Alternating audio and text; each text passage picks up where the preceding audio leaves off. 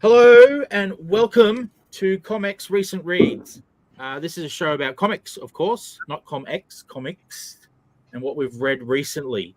I'm your host, Siz, and I'm the publisher at ComX Studio. And our guests tonight, and I'm just going to bring this up, just even though I know what they are and what they do, I will forget in the pressure of talking. We have Kelsey, who is known for Omens, a comic that is in production as we speak, being made, yes. We have Shannon Browning, Transformers series. Oh, sorry, that's not what he's known for. Robotoon. I'm reading the wrong line. Okay, so I've just spoilt what he's talking about tonight. And Shaden Jew, who is known for No Man's Land. So, yes, hello all. And of course, we've got Ed on the buttons. Yeah, not me. That's a big change. We've got Ed's on the buttons, and he's known for comics such as Radical. So, yeah. So, I forget what we do next. You should. Still testing it out. So, yeah, I'm still getting used to the new show because this is our first time. And I guess this is where we go to the guests and talk about a book each.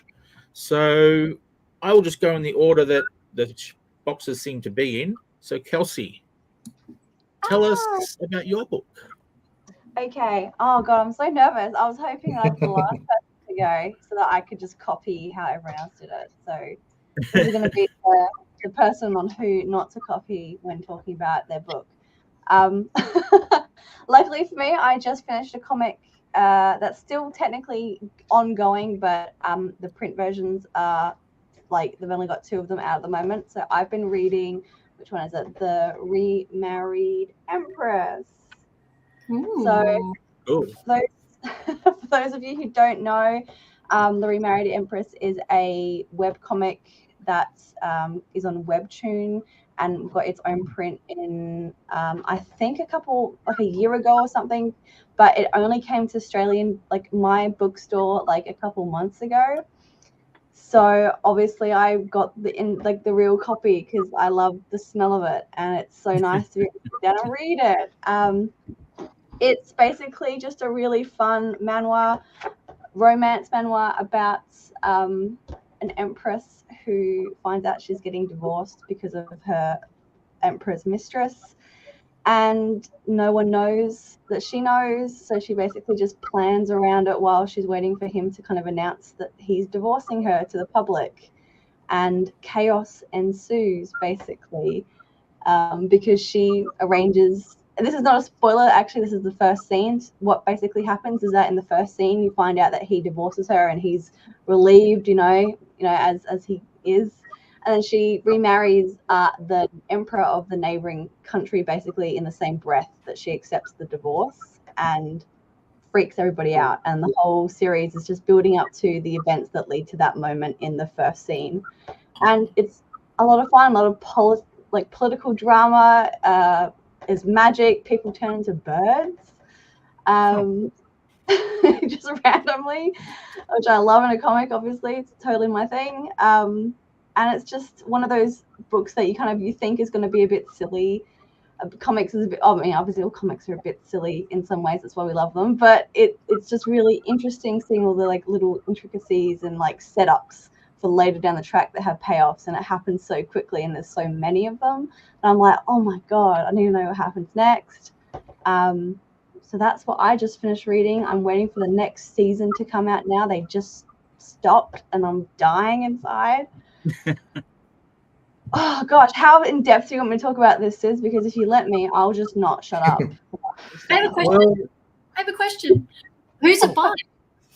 It's by a few different people, because it was originally written as a Korean book, like a love book, and then it got translated into a webcomic, and then by extension translated into English. So it's originally written by a artist or a writer called Healy, and the story was by a creator called Alpha Art.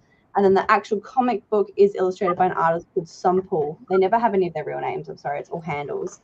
But I'll see if I can find a panel, because it's just one of the most stunning books. Let me. That's nice. You know, Oh my gosh. it's just beautiful. There's like this really beautiful scene. I'm not going to be able to find it now. I'm going to look like an idiot. Where one of the characters transforms into a bird for the first time, and you're just like, oh, like it's just so dramatic and beautiful.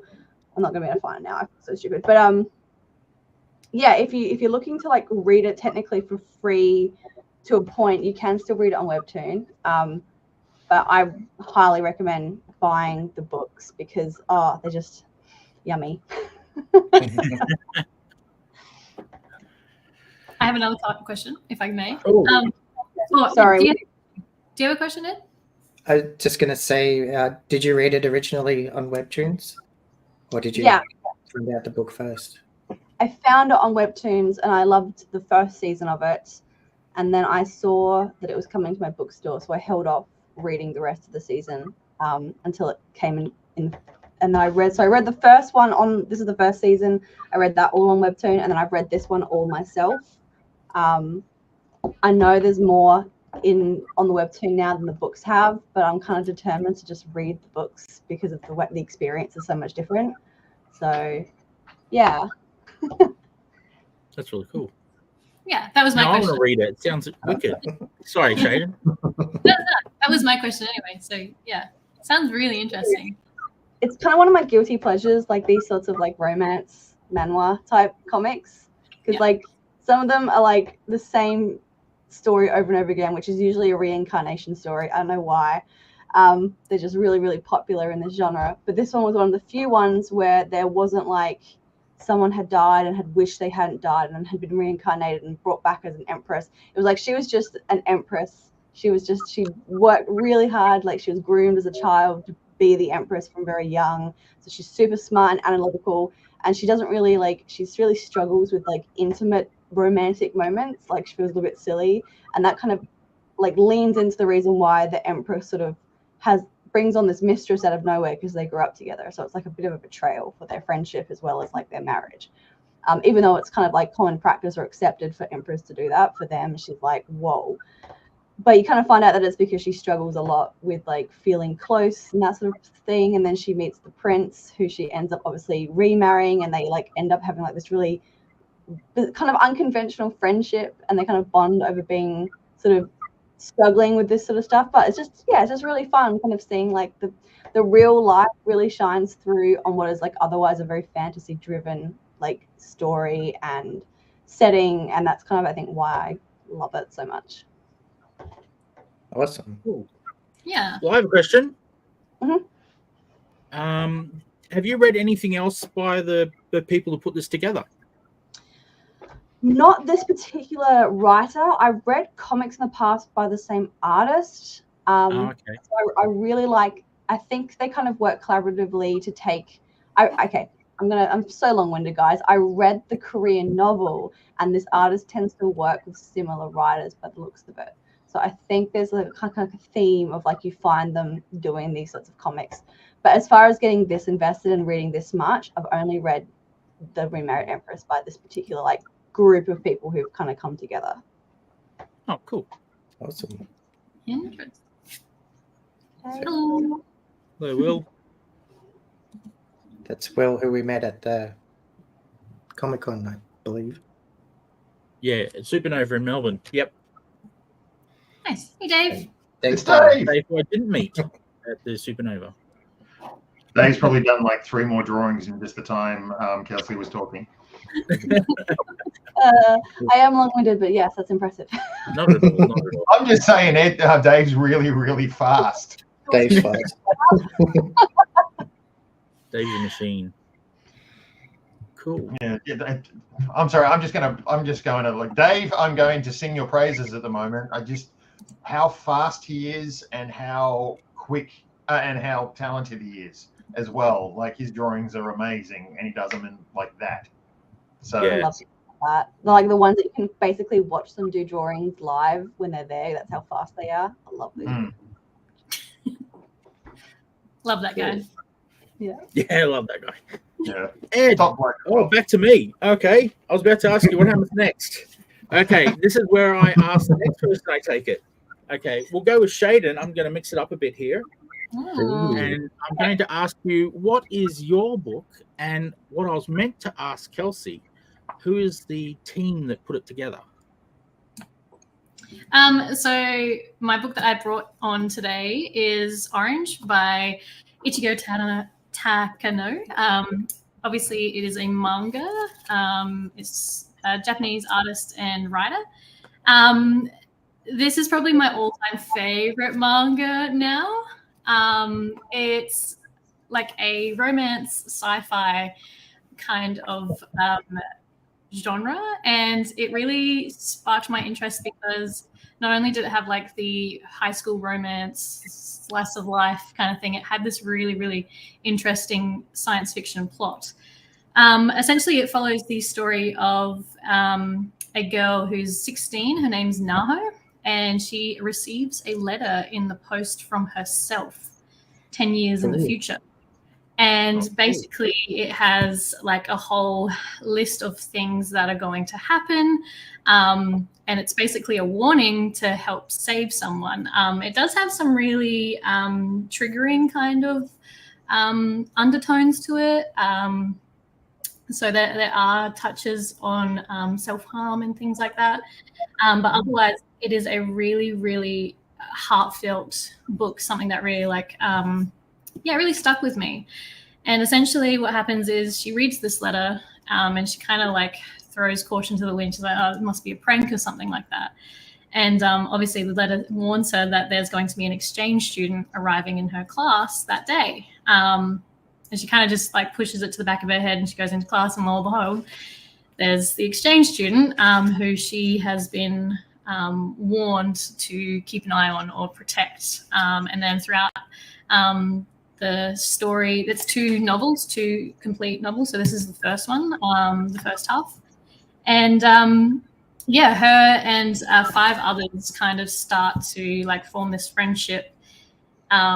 And I won't give too much away, but essentially it kind of comes to they kind of come to find out that each 5 of these friends have also received a letter in the mail. And it kind of like dives into this whole thing of like trying to prevent a death in their friendship circle, and really protect the ones that they love. And I guess it's also kind of like a good way of like noting like how far can you change reality without altering like 10 years in the future kind of thing, without it like buckling other friendships and other relationships. It's really, really interesting and a really good read. So if that's the kind of thing that you really enjoy whilst being like intertwined with romance, I highly, highly recommend this book. This one really got me hooked. And I think the character developments in it is really, really, really well done too.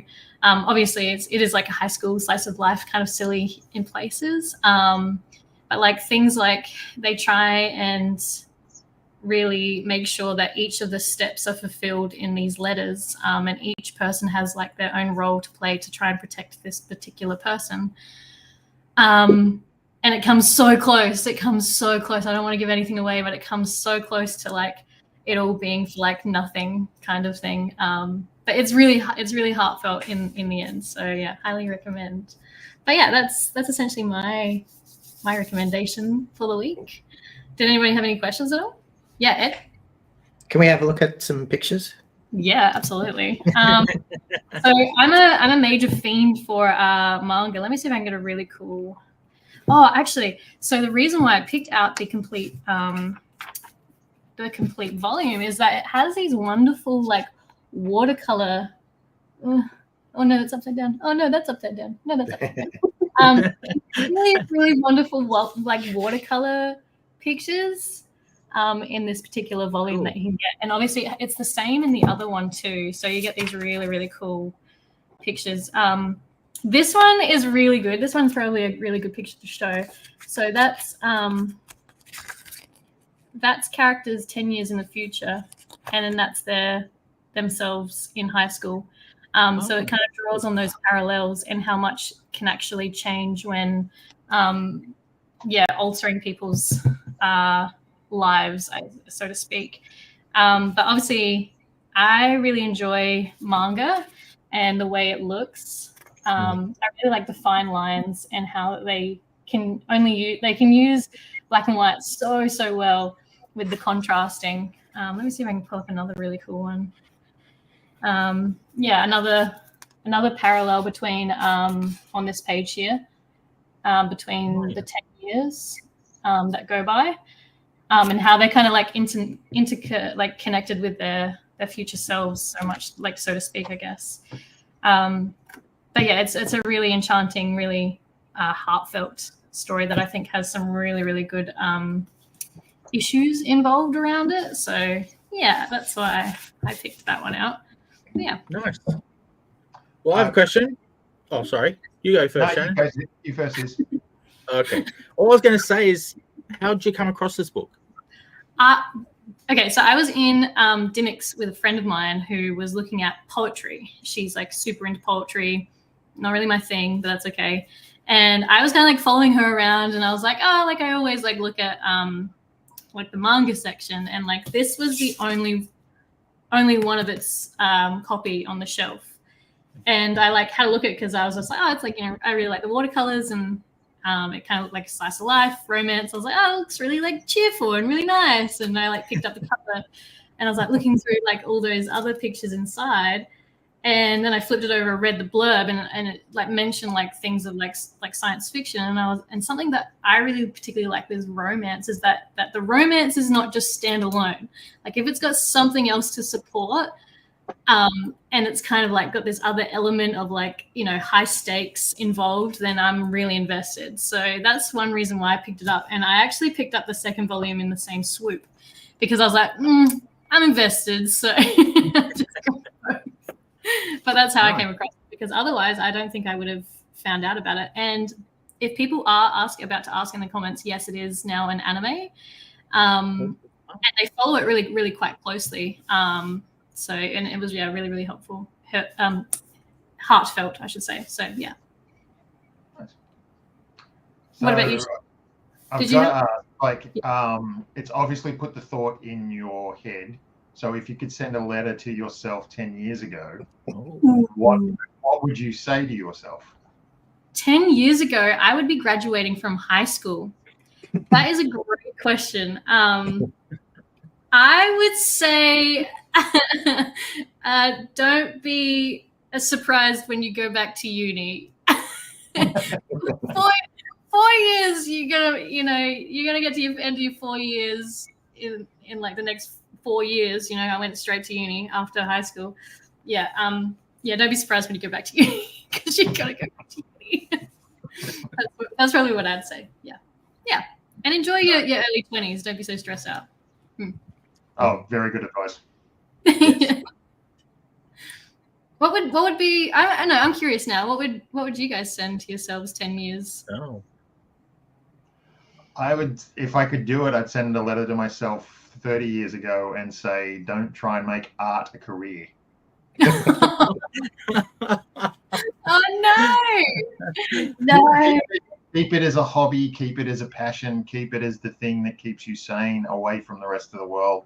But yeah, don't do it as a career. Fair enough. Interesting. Very interesting. What about you, Kelsey? Oh, I mean, that is a tempting one to do, but I might go the other way and be like, try to do it earlier. Or like, this sounds so bad, but like part of me wants to see myself 10 years and go like, pull your finger out. Like, stop just doing fan art. So put all that energy into like building a portfolio and jumping on those opportunities. I feel like if I had started stuff like 5 years earlier, let alone 10, I feel like I would be a lot in a much. I mean, I'm going to play some happy, but I would have liked to have like wasted all those school holidays like watching Bones, guys. I could have done art. I just don't know what was wrong with me, but Bones was a good show. Oh, look, it's a banger. It's a banger. I watch it every year. Just can't help myself. But I wish I didn't do it like for 6 months straight. 10 years ago. True. Yeah. I agree with you, Dave. I agree. Good one, Dave. Good one. Yeah.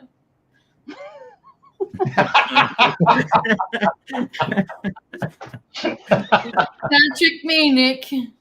And we got a comment from William says, I really enjoy the use of colour in Courier, the adventures of Geraldine Baker. It feels both pulp and like an old painted fashion magazine. Oh, cool. Ooh. Check Yeah. that out. Absolutely. That's a good comic by Angie Spice. Oh my God. Telling yourself not to get involved in art create you fade from the chat like Back to the Future, or would you suddenly become an investment banker confused on why you're on a comic stream? Because I did make art a career. What about you, Sid? Yeah, like my love for all of this stuff didn't go away. You know, I pursued art as a career because I loved it. But oh God, true confession time. It's just, it hasn't been very financially successful, which unfortunately took away from me trying to do art or getting the artistic stuff that I wanted to get done.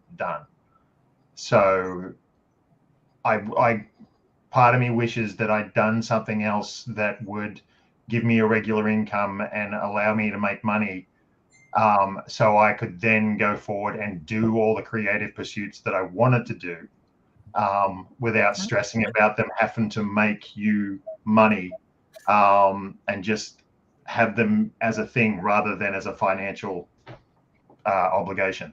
Yeah. I can understand that. Yeah. I tell Sam all the time, I wish I'd married a sugar daddy so I could just draw comics all day. I find it funny, but it's true.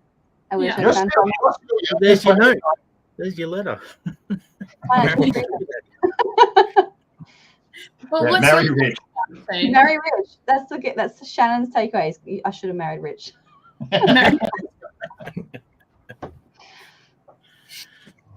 So you're trying to ask me, are you? I have, yeah. What's your letter? Mine's kind of boring. And a little, very unfun. I would write a list of my current medications and say, take these, you idiot. These work. These ones work. Because it's taken 20 years for them to figure out which medication worked for me. Wow. Oh, wow. It'd be nice to have gotten that right at the beginning. Yeah, absolutely. Yeah. My goodness. Oh, What yeah. about Put a little PS at the bottom of mine that says, by the way, you have ADHD. Go get it treated. What about Ed? I'd just say to keep going.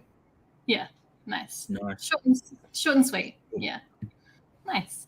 But yeah, I think, that's my recommendation for tonight. And that's spurred on some good conversation, I think. Oh, back to me. Awesome. Okay. Well, this brings us to Shannon, I guess.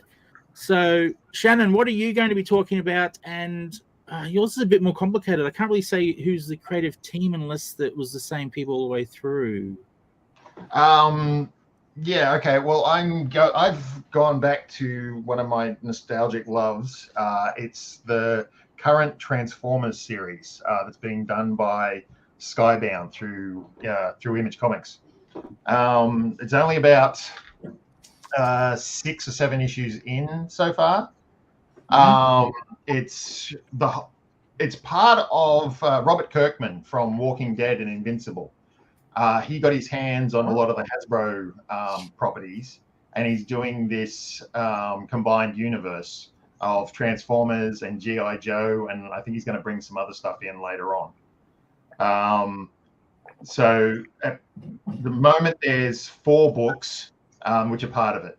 The first one, which I only found out about this afternoon, and I haven't had a chance to read it yet, is something called Void Rivals, which is actually written by Robert Kirkman himself. I don't know what it's back. Okay. I haven't read it. There's a series called Duke, which I think is a character from G.I. Joe. I don't know G.I. Joe very well. Another book called Cobra Commander. And then there's the Transformers book. Now, when the first issue came out, like 6 or 7 months ago, however long it's been, I read the first issue. It basically seems to be picking up pretty much the same way as the 1984 cartoon was. So I thought, oh yeah, no worries, I'll give it a chance. it has gone in a completely different direction, and it is dark as hell. Oh. To give you an idea, like in the first issue, and forgive me, spoilers a little bit, but the Transformers get woken up on Earth like they do in the '84 cartoon. One of the first robots that get woken up is Starscream, and Starscream immediately executes Bumblebee. So Bumblebee is dead. Wow. And then it goes from there. Hang on, I have my notes here. I'm just going to go through them. So you have Optimus Prime, who has extreme PTSD. He is like very, very messed up from the war on Cybertron. He gets completely enamored by Earth, but then he starts feeling like regret at the fact that he's brought his war to such a fragile planet. And the way they demonstrate how fragile the planet is that Optimus is admiring the landscape that he's in and accidentally steps on a deer. Ew. You know, obviously killing it. That's one of the pages I sent you, Siz. Yep. I'm just going back to it. I remember that. I was looking through them. There's Keep going. executing. There we it go. is. Yeah. And this is what truly motivates him to protect this new world that they're on. Meanwhile, you have Starscream, who has woken up some more of the Decepticons, and he is completely psychopathic. He loves how squishy everything is, and he demonstrates this by picking up humans and just squeezing them until they pop. Wow. Yeah. And like characters are dying. The wikis are in there, but I think Spike has died already. What else have we got? It's things like, to stop Teletran 1 from fixing more of the Decepticons, he shoots it and destroys it. And then Starscream gets his hands on it later and needs to repair it, but they don't have the parts. So Starscream just executes another one of the Decepticon Jet characters, and they use his parts to rebuild the computer.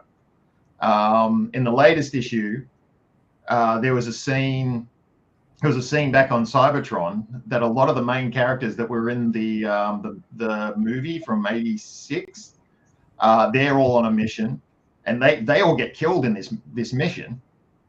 So they're not messing around at all.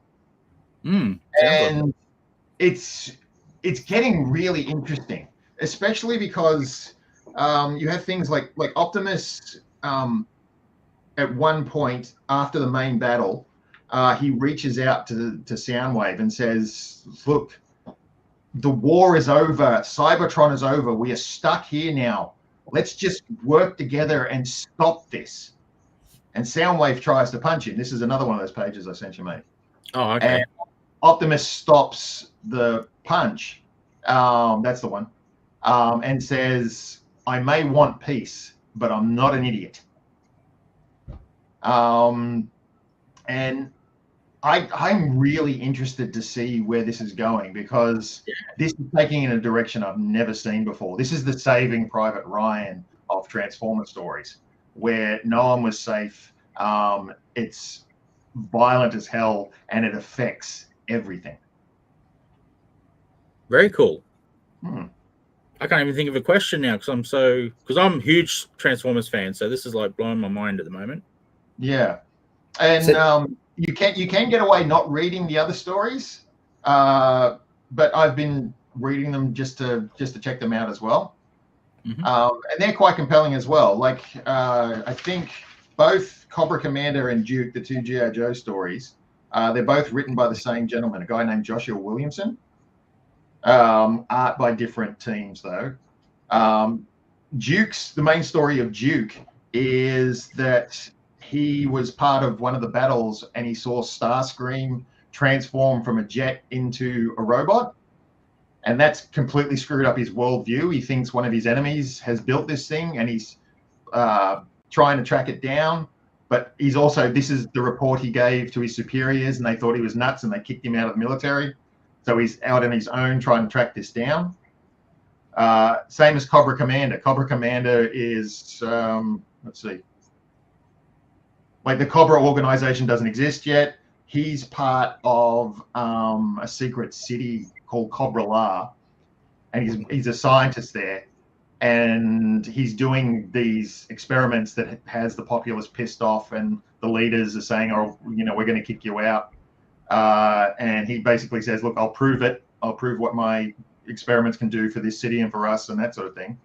And he goes back to his lab, and you find out that his experiments all involve Megatron, who is crashed and like chained up and missing his arms and that sort of thing. So he goes out, he's in search of Energon, which seems to have crashed in different places in the world. So it's quite nicely connected, but not so much that you need to read everything to know what's going on. It just gives you an interesting little tidbit if you read the other stories on top of the main story. Wow. Cool. I want to go and get this now. I've been collecting this one. I've only read the first issue so far, but I got it because that's all right. I'll forget by the end of the show. But I got it because Daryl, hold on. Daniel Warren Johnson. Yeah, because he drew it. Yeah, so, he's writing it as well. He's writing the Transformers book. Oh, wow. Cool. So he did that wrestling one as well, which is really good. And Murder Falcon. Do a Powerbomb, was it? Yeah. If you haven't read that and Murder Falcon, they're really good too. Okay, cool. Yeah. Yeah, and like I said, like the other book called Void Rivals, I haven't had a chance to read just yet, but you know, I'll probably have to check that out now. And I'm an old school Transformers fan. I was 10 years old when they came out, and that hit me at exactly the right time. I've loved them my whole life, so I'll always check out anything Transformers related. But I'm really like surprised and interested in this book because it's full on giving me PTSD.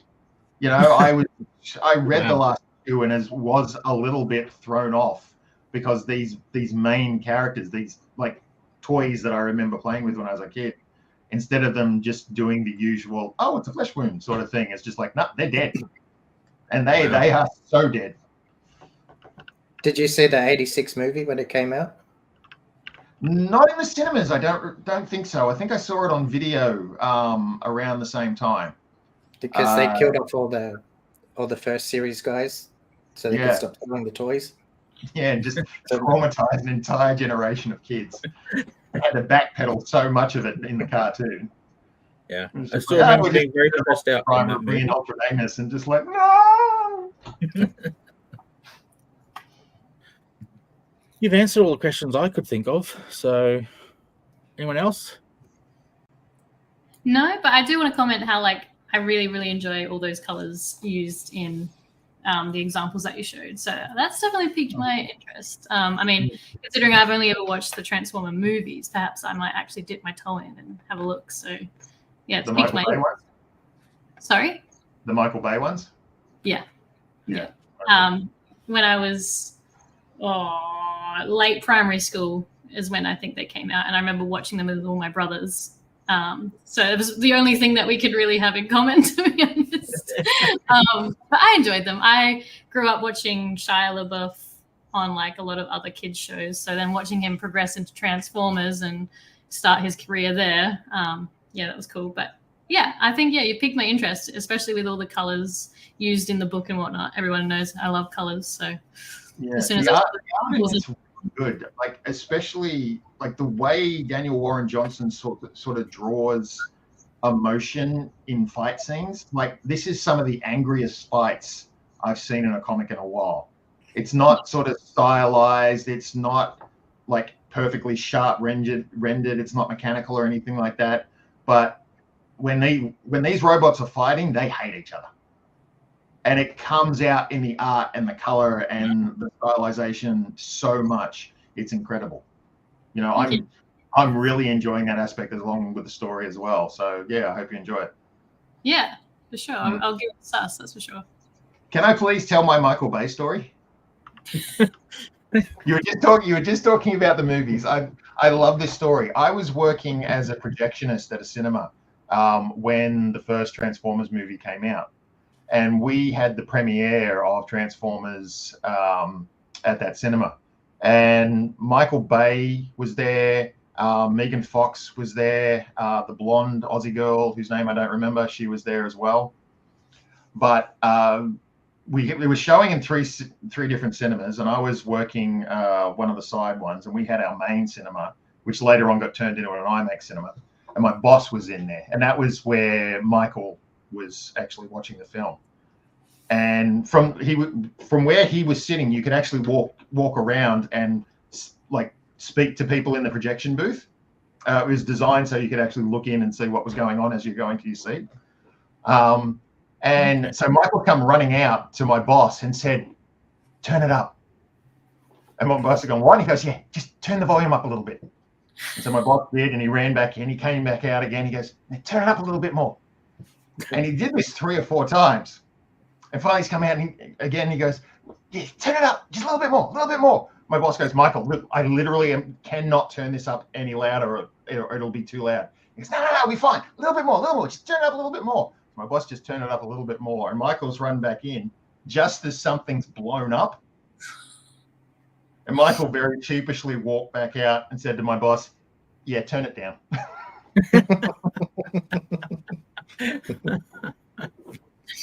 That's pretty funny. Cool.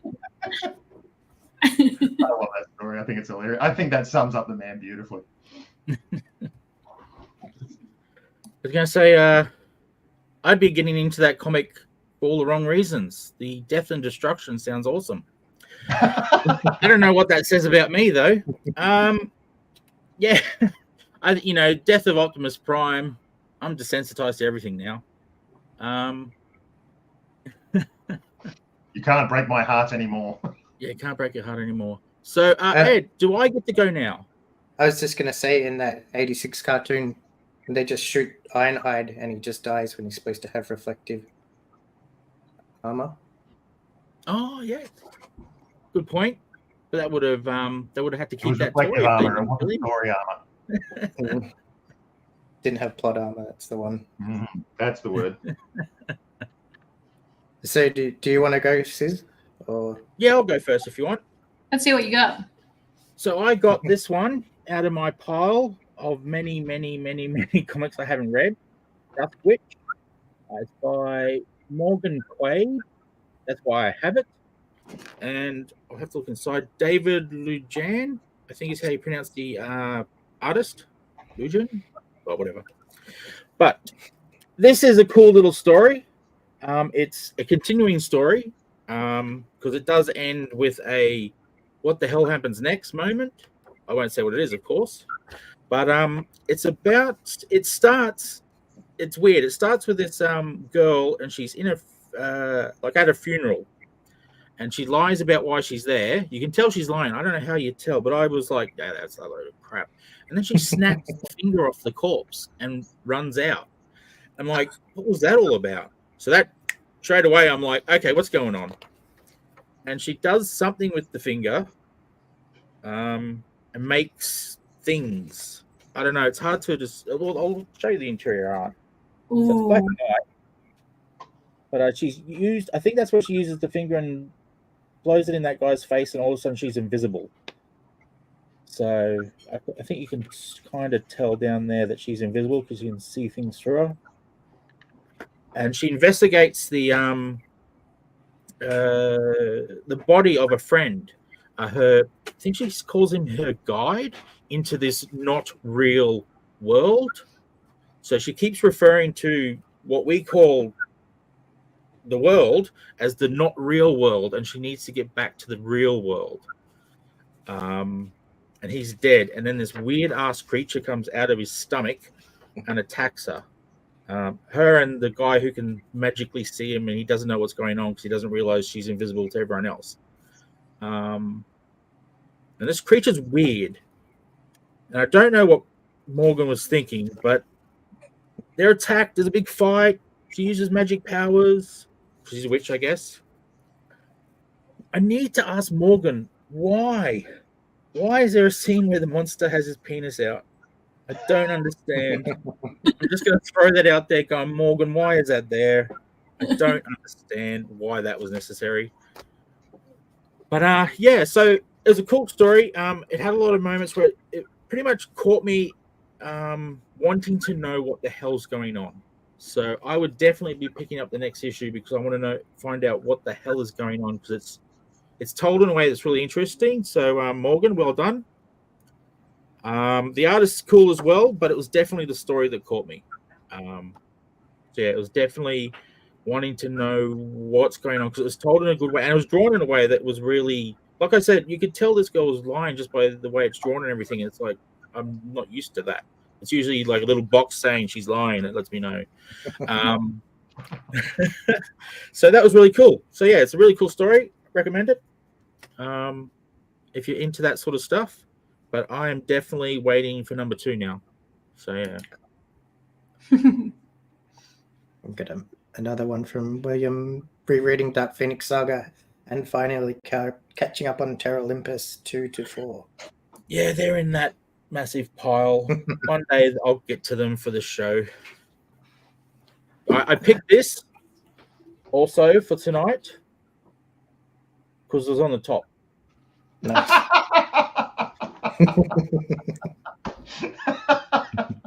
Sorry, that's how I picked it. It was on the top.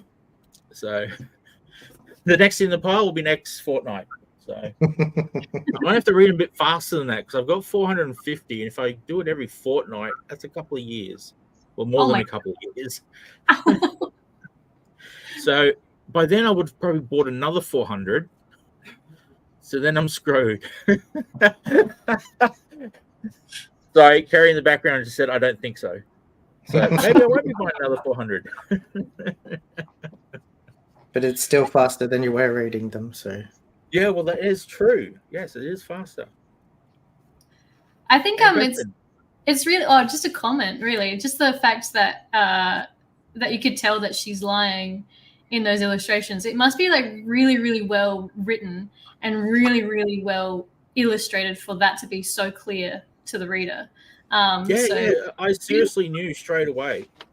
Yeah. It was just like, I don't know what it was. I can't put my finger on it, but I can just tell she was lying before she snaps the finger off. And you're like, okay, she's not there for that. I was right. Yeah. What's the main character's name? Good question. She has a weird name. Actually, that might be why I don't know it. No one ever talks to her. Ah, interesting. It's not on the... Is there a blurb or anything? No. How bizarre. Another mystery. Good old Morgan. Yeah. That's a good question. I want to look through this now and find out. I wish he was watching so he could be in the chat telling us all. Yeah. Yeah, come on. Why aren't you there? I'm going to send him a personal message. What's her name? Why is there wieners? What's going on? Oh, she's just called Dusk Witch in the picture in the back. No name. Okay. Interesting. Oh, and I'll show Morgan drawing a picture of himself. That was. That's Morgan. He's always screaming. I don't know what's going on in his life, but he's always screaming. He always has pictures like that on his Instagram. I'm just like, yes, that's Morgan. That's Morgan. Classic Morgan. No, that sounds really, really interesting. But yeah, that just... Yeah, it was a cool little story. I was surprised. Yeah, that just Not stuck out. Not because Morgan did it, but because the first one I picked was so good. But yeah, kudos to the illustrator for illustrating so clearly. Because it's just not an easy feat, that's for sure. No. Yeah. Very interesting. No one else wants to know anything? No? Okay. Swap us over, Ed. Oh, no. Hey. So I'm doing Battery Hen by Ryan Vella and edited and leaded by Rob Lyle.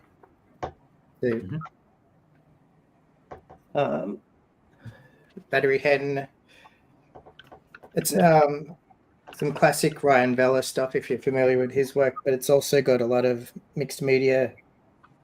Yeah, I love that about the first one. I can't tell if that's like pastels or painted or what he's using, but it looks really good. And so it's that's Battery Hen. She's a bounty hunter who bounty hunts superheroes, and it's got like the feel of a 90s early Image comic, or the violence and the story just goes, like it doesn't mess around. Like the setup is in the first couple of pages, and then it just everything set in motion. So like that looks like a mix between maybe computer colors with the watercolor background. Mm-hmm. There's lots of cool stuff like that, and it's like a mix between a 90s comic, or the best stuff from 90s comics, and the best stuff from like underground comics, like the Graphomania sort of, just tons and tons of lines everywhere, and there's so much detail and stuff to look at. And what else? Oh, there's a weird collage, a psychedelic moment.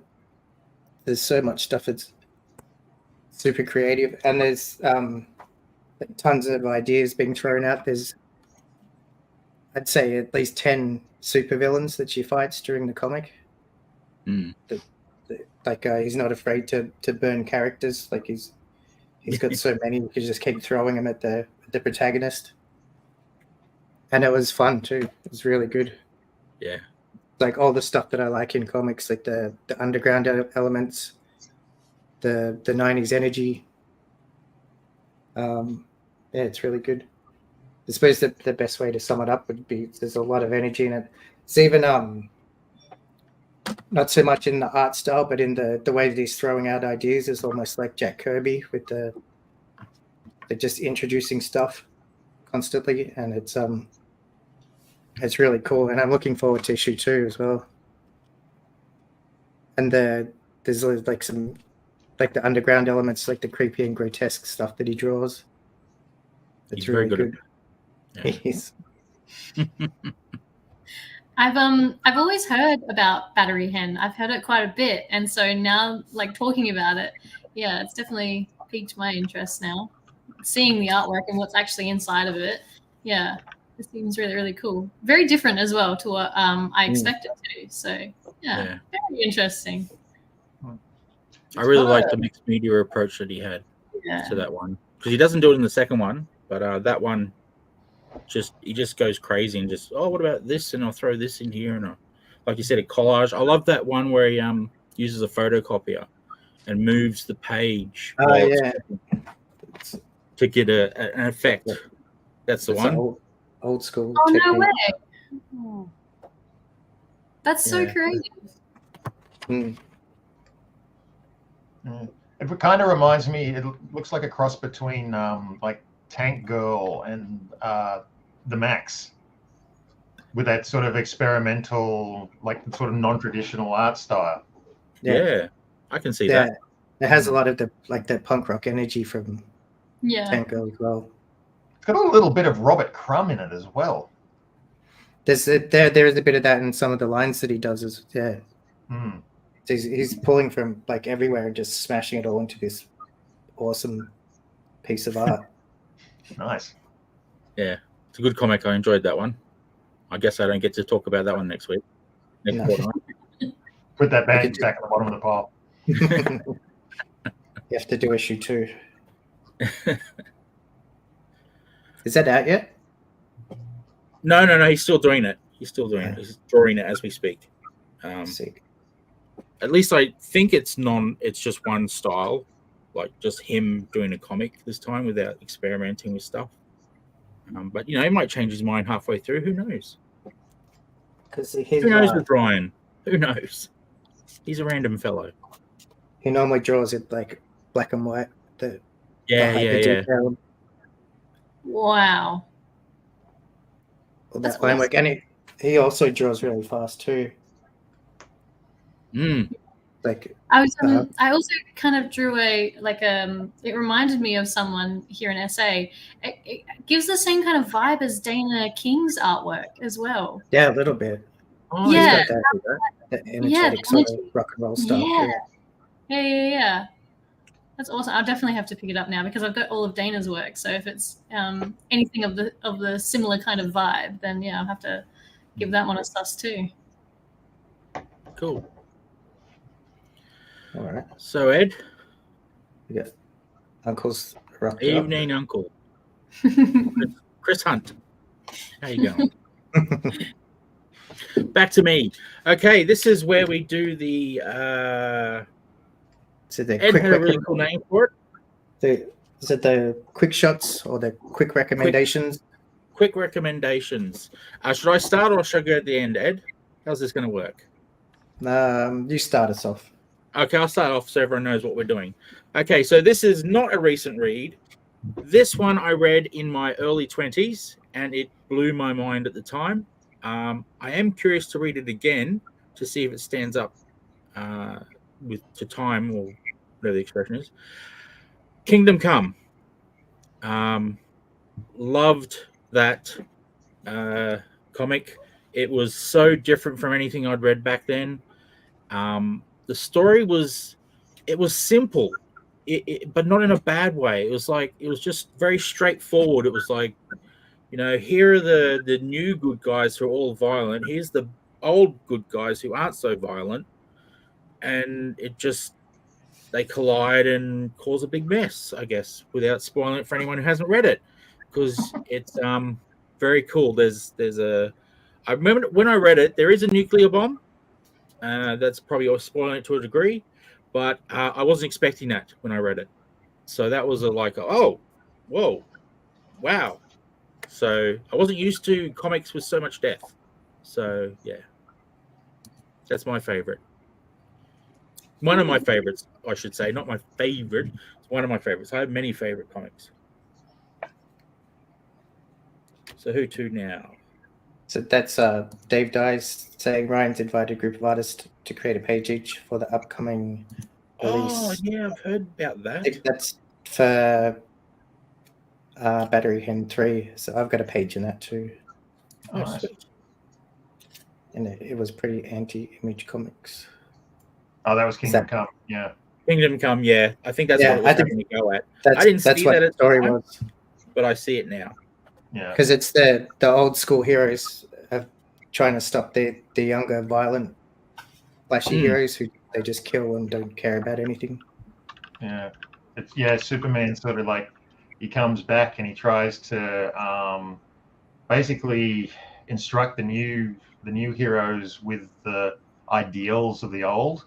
And nobody's really that interested because the public isn't interested in old school ideals either. Yes. And it's it kind of comes along and bites them all in the ass. Like Superman can't really get his head around the modern world, but the modern world can't really get its head around the simple compassion that the old heroes used to have. So I was reeling the comment, not. You're right, man. Yeah, not what you were saying. No, it was. I remember the hype of that coming out and the excitement of it was only 4 issues and it was one a month, but the excitement of waiting for those to come out. I never heard of it. Really? So I stumbled across the trade. Oh my god! Yeah, serious. Yeah, I got them when they came out. Yeah, I stumbled across the trade and I was like, "What's this?" and read it and went, "Oh my god, how did I miss this?" Yeah, because Alex Ross had blown up because he did the series called Marvels, which was the beginning of the Marvel universe, and that's really what brought him to the fore. And then, Kingdom Come, it wasn't really his follow-up, but it was his big DC project that followed his big Marvel project. So yeah, I mean, for probably 18 months. Every single issue of Wizard had at least one article about Kingdom Come in it. How did I miss this? I don't know. It might have been just that it was the painting art, and I was like, "Yeah, it's not a comic." And then I finally read it, and I was like, "Holy crap, that's the best comic ever!"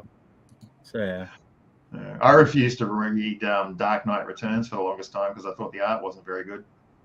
Cool. But, yeah, I was an idiot. 19-year-old. Give me a break. But anyway. So who's next? Are we just going to go around the room? Sure. Lucky Kelsey.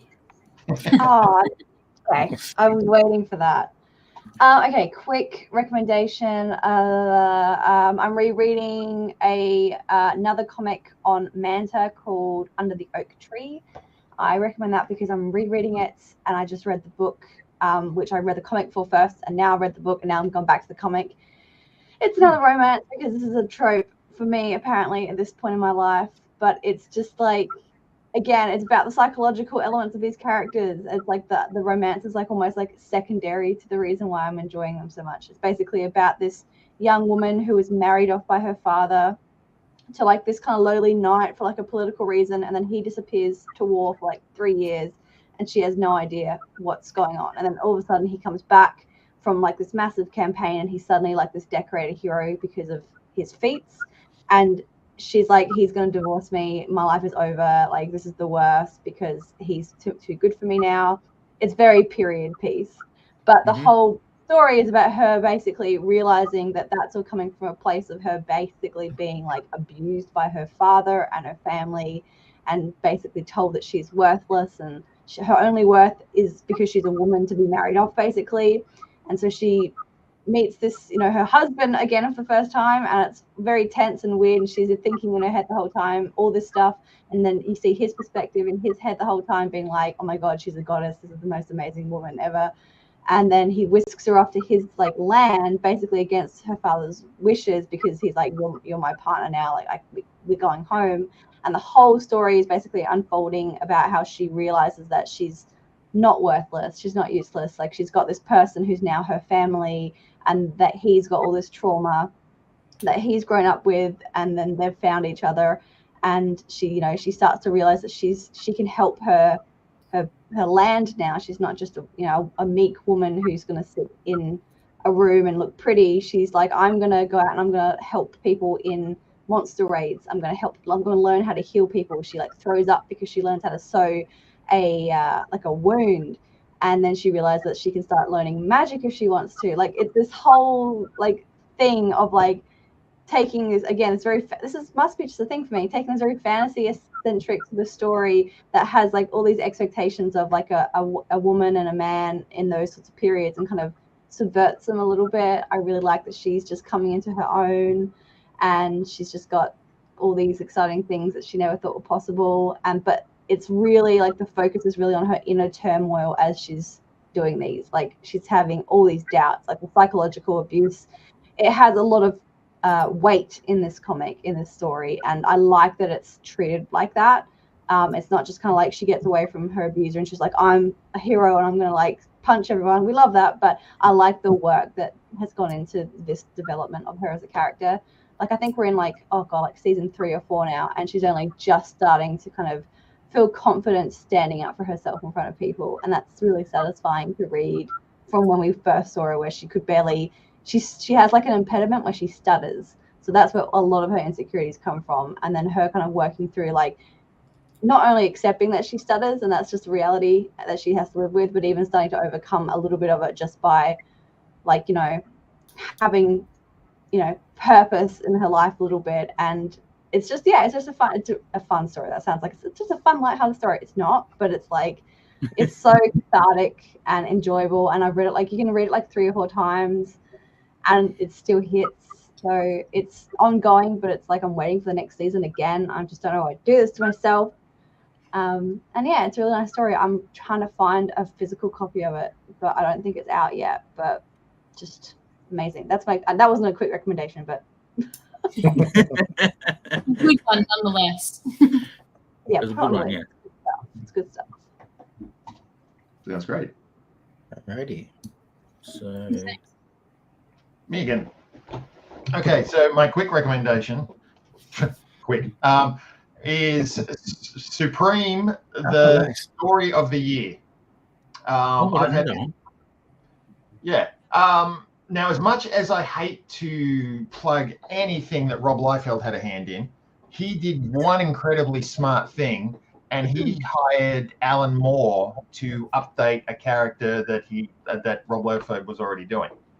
Alan took it and ran with it. He basically scrapped everything that happened before, and the story sort of starts after kind of a crisis on Infinite Earths sort of thing. But he's also sort of taking the mickey out of comic tropes as well. But this is kind of, it's almost a love letter to Superman stories from the Silver Age.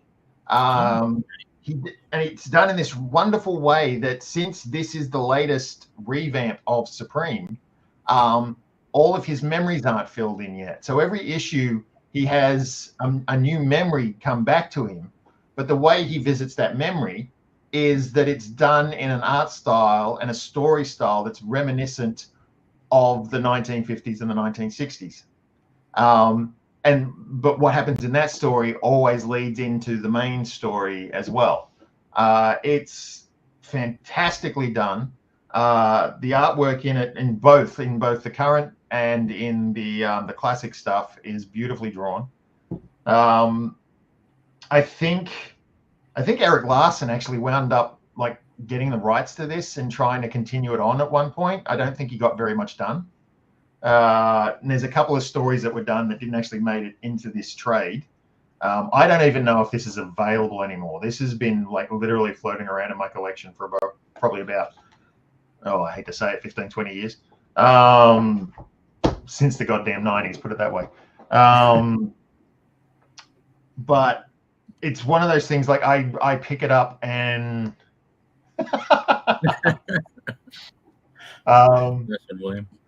yeah, this is something, I probably pick up every 2 or 3 years and reread all over again, because the stories are great.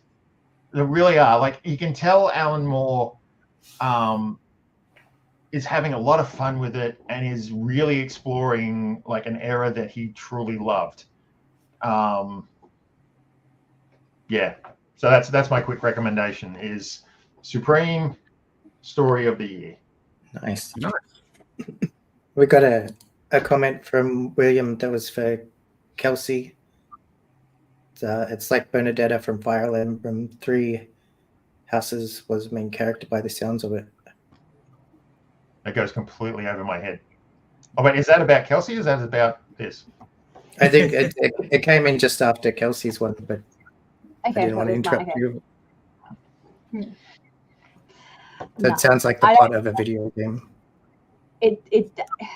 Yeah, I don't know that video game, but yeah, it kind of does, yeah. There you go.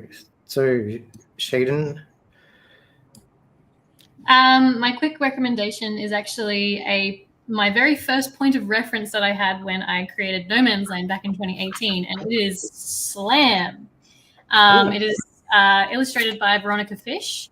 And one something that really grabbed me with this is that the front cover actually matches the inside pages quite well.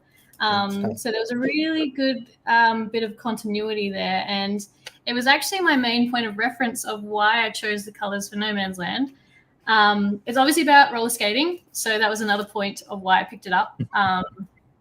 It follows two girls, Jennifer and Maisie, which is really funny because one of the characters in my book is called Maisie, and I picked this up like just as I was writing it, and I already had the character Maisie fleshed out, and I was like, it was meant to be. And they kind of meet at the orientation fresh meat trials for one of their local roller derby teams. It's safe to say they both get on respective teams, but they actually end up being rivals. But they become like really good friends in the beginning. So Jennifer is a uni student, and Maisie recently has just gotten out of a really bad breakup, and that's why she comes to these roller derby trials, meets Jennifer, they become really good friends, and then eventually they end up on rival teams. And yeah, they get up into a lot of shenanigans. There's really good commentary on like friendship and how much friendships mean to people, even when you compete against them. Yeah, it's just a really fun story, and I can't remember. I really, at the time, I really wanted to get the second one, which was labeled as Slam the Next Jam. I'm not sure where they are up to with their volumes now, but otherwise, it's really fun, very vibrant, and yeah, has a really good story about friendship, especially with female rivalry, so to speak. So, yeah, that's my quick recommendation. Nice. Was it made into a film? Not that I know of. You might be thinking of one with Ellen Page in it, perhaps. Whippet? Are you thinking of Whippet? I think That might have been it, yeah. Yeah, I think that movie came out way before this comic did, but it's very similar kind of vibes, I have a feeling. Yeah. Okay, cool. Yeah, highly recommend. Good colors. Lovely artwork. Let's be. So I'm going to quickly recommend Battle for Bustle, Oh, nice. #1 by Lee Chalker. And very much like Ryan Vella's stuff, highly detailed, black and white. Also from Queensland. And this first issue is one of the best first issues that I've ever read, like out of any comic books ever. Like, it's excellent. Wow. And there's 4 of them, and you can get them all at the comic shop, I believe. And #5 is coming out soon. Actually, all four of them are sold out. Well, you can't get Very them, so popular, I'm sorry to say. So, but too bad for you then. yeah, But, too bad. I think they are being re-released, or PDFs or something's going on, so people who've missed them get to see them still. It's there's a great story setting up a lot of world building. Sets up a whole new world, and the heroes sets out on his journey. It's like just amazing creativity. It's crazy, and so great to see such a diversity of interests. Yes. It is good. Yeah, this is an excellent book, and all 4 of them are great. And #5 is coming out soon. So that is my quick recommendation. Back to me. Woo. Okay, so what I'm going to do is, I was Kingdom Come. Kelsey was Is this the first recommendation or the second one? the second one we recommended. Oh, Under the Oak Tree. Sorry. Shannon, I'm doing that wrong. Yep, Supreme Story of the Year. Yep, and I can't point past Shannon. So over to you, Shannon. Slam by Slam. Veronica. Cool.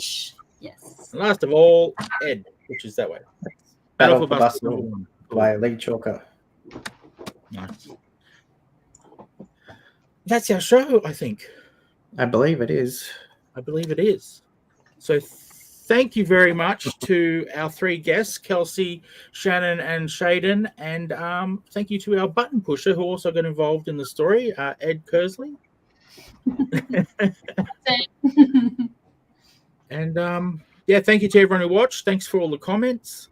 And I'm looking forward to doing this again in a fortnight, because I was freaking out only an hour and 10 minutes ago. But yeah, this was fun. So yeah. I'm looking forward to a fortnight from now. So this will be great. Yeah, thanks. And also, no worries. Thanks for coming. Also, if anyone like William or Uncle, anyone in the chat wants to be on the show, everyone's welcome to come on and talk about comics, because they're great. Thanks, Nick. They are. But yeah, pleasure to be on the show. Thanks, Chris. Thanks. See you, Dave. Hey. I'm starting to feel like the end of the Musketeers. Is that it, Sis? Yep, you can press the button, my friend. Oh, once you press those buttons. Okay, okay, bye. Thanks for watching, everyone. Thanks, Everybody everyone. wave. Bye. Like, share, and subscribe. Thank you very much.